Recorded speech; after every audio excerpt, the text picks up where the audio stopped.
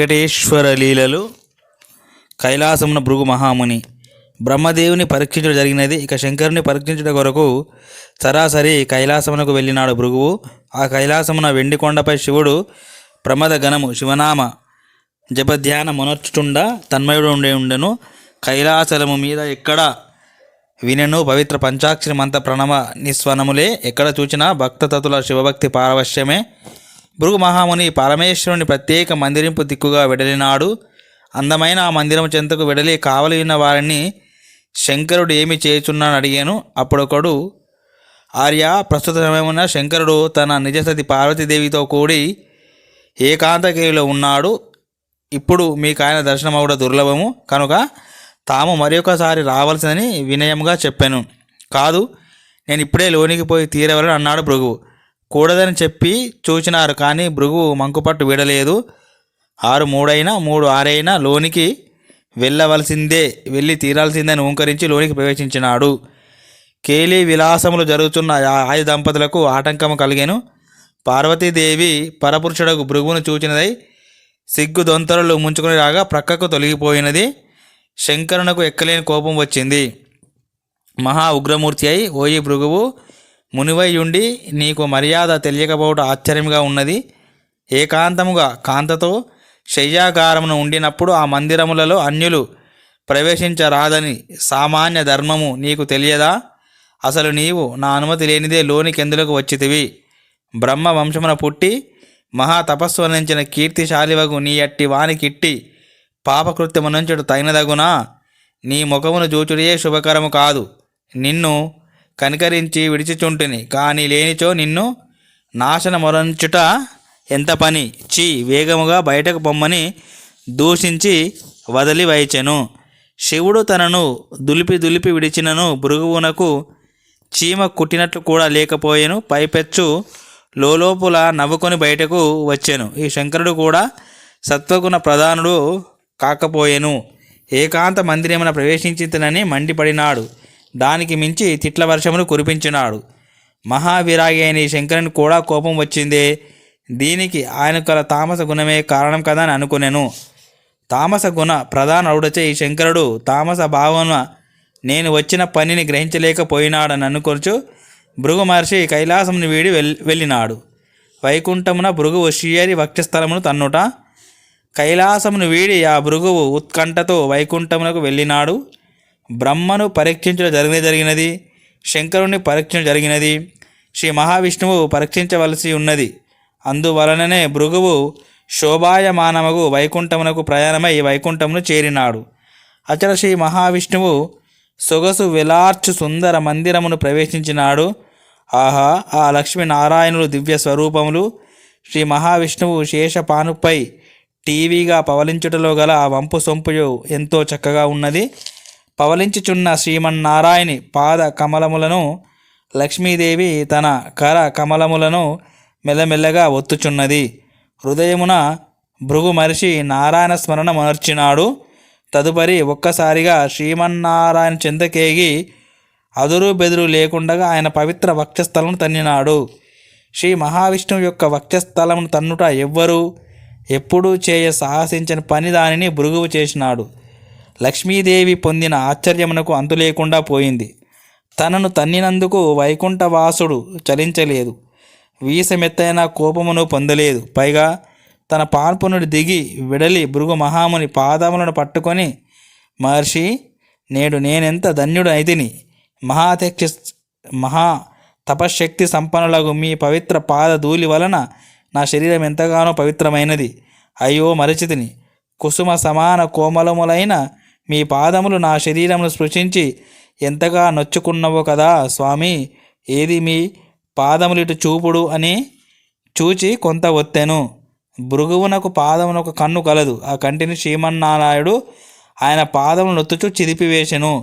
పిదప భృగుమనితో ఈ విధముగా అన్నను, భృగు మహర్షి, మీరు ఉదయం గల అభిప్రాయము, మీరు వచ్చిన పనిని నేను గ్రహించిని. మీరు ఏ పని నిమిత్తము నా కడకు వచ్చినారో ఆ పని అయినందుకు నేను మిక్కిలి ఆనందించున్నాను. ప్రశాంతమైన గంభీరమైన శ్రీ మహావిష్ణువు యొక్క పలుకులు భృగు మునిపై అమృతపు చినుకుల్లాగా ఉండెను. పాదమున గల కన్ను పోయిన పిదప భృగువునకి ఏదియు నూతాను భూతి కలిగెను. శ్రీ మహావిష్ణువు యొక్క పరమశాంత స్వభావమునకు భృగువు లోపల మహా ఆనందం పొందెను. ఆహా, ఎంతటి సాత్వికమూర్తి విష్ణుమూర్తి! అనేక విధములైన శక్తి సంపదలు ఉన్నప్పటికీ, తాను వక్షస్థలమున తన్నినప్పటికీ కించిత్తు మాట్లాడక దూషించలేకపోయాను. పైగా నా యొక్క పాదమును ఏమైనా నొచ్చినదేమో అని నొచ్చుకున్నాడు. కావున శ్రీ మహావిష్ణువు మించిన సత్వగుణ ప్రధానుడు మరేకుడు లేడని గుర్తించాడు భృగువు. శ్రీ మహావిష్ణువుతో అతడు, సకల లోకపిత, నీ వంటి మహాత్ముని పరీక్షించుటకు అరుదెంచుటయే పాపమునకు కారణమగును. నా పాపము బహుజన్మలెత్తినను పోవునా తీరునా? నా తప్పును క్షమించవలసిందిగాను నన్ను రక్షించవలసిందిగాను కోరుచున్నాను అన్నాడు.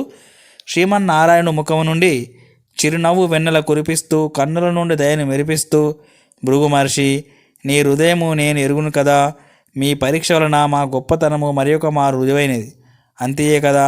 అందువలన నీకిది పాపదాయకము కాదు. నీకు శుభము కలుగును కాక, నీకు లోక కళ్యాణ కారకత్వము కలుగును కాక. వెడలి రమ్ము అని కటాక్షించుచు పలికినాడు.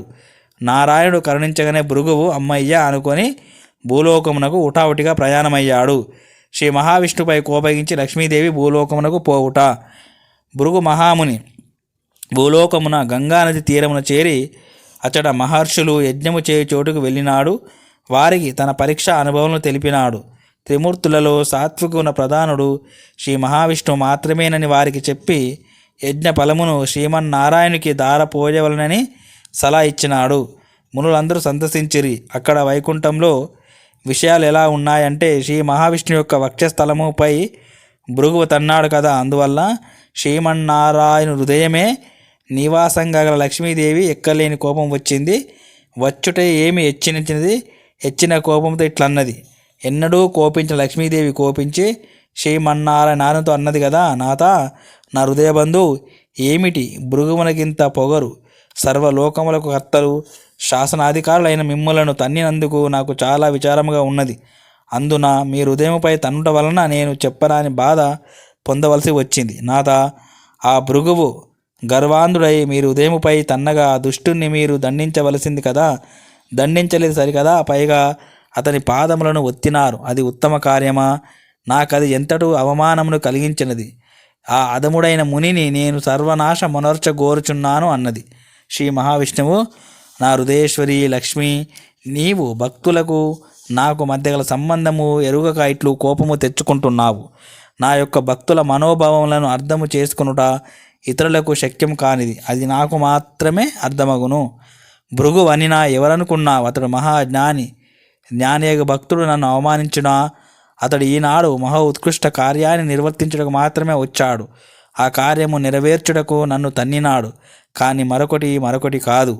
అతని భావమన్నా కపిల గోవు వెన్న.